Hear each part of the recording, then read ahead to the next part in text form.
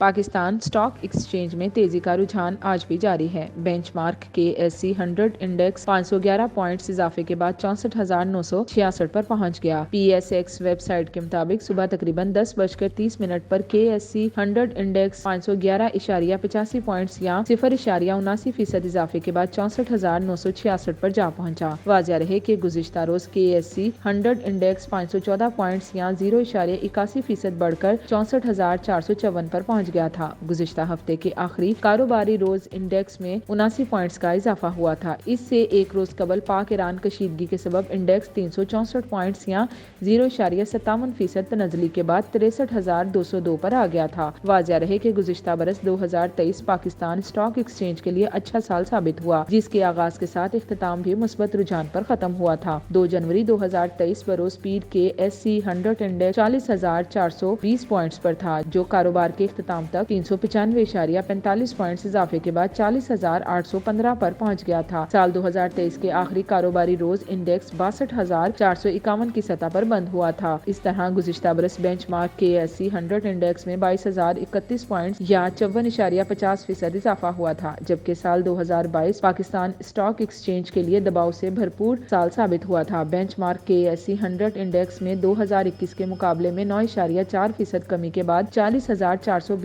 Points کے ساتھ اختتام پذیر ہو گیا تھا۔